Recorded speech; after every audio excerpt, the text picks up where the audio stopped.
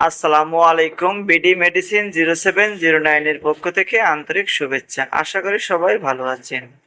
আজ আপনাদের সামনে ওরিয়ন ফার্মা লিমিটেডের একটি ক্যাপসুল টেন্ডোনিল ট্যাবলেটের রিভিউ নিয়ে হাজির হয়েছি, অর্থাৎ টেন্ডোনিল 60 এর রিভিউ নিয়ে হাজির হয়েছি। ওষুধটি কী কী রোগের কাজ করে, খাওয়ার সঠিক নিয়ম কি, পার্শ্ব প্রতিক্রিয়া কি, গর্ভাবস্থায় এবং স্তনদানকারী মায়েরা খেতে পারবে কিনা, বাজার দর কত, এ নিয়ে আজ বিস্তারিত আলোচনা করব।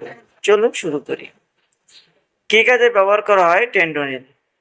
এটি জয়েন্টের ব্যথা, রিউমাটয়েড আর্থ্রাইটিস, গাউট, মাংসপেশি ও হাড়ের ব্যথা, আঘাতজনিত ফোলা ও প্রদাহে, অস্থি ও অস্থিসন্ধির ব্যথায়, কোমরের ব্যথা, বাতের ব্যথায় ব্যবহার করা হয়ে থাকে। অর্থাৎ যাদের মাজা পা যন্ত্রণা হয় তাদের ক্ষেত্রে খুবই ভালো কাজ করে থাকে টেন্ডোনিল। কখন সেবন করবেন? সাধারণত দিনে 1 থেকে 2 বার ডাক্তারের পরামর্শ অনুযায়ী। খাওয়ারের পর খাওয়াই ভালো, পেটের গ্যাস হবে না। তাহলে অবশ্যই একজন রেজিস্টার্ডভুক্ত চিকিৎসকের পরামর্শ অনুযায়ী ওষুধটি সেবন করবেন। নিজে নিজে কখনো ডোজ কমাবেন না বা বাড়াবেন না। ফার্মেসির দোকান থেকে ওষুধটি কিনে খাবেন না নিজে নিজে।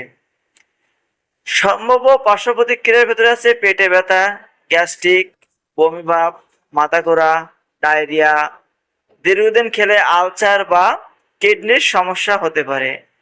এই জন্য একজন রেজিস্টার্ডভুক্ত চিকিৎসকের পরামর্শ অনুযায়ী খাওয়াটা অতীব জরুরি। দেখতেই পাচ্ছেন বাজারে সেম ডিজাইনের ওষুধটি পেয়ে যাবেন। গর্ভাবস্থায় এবং স্তনদানকারী মায়েরা এই ওষুধটি খাবেন না, তাদের ক্ষেত্রে এই ওষুধটি খাওয়া সম্পূর্ণভাবেই নিষেধ।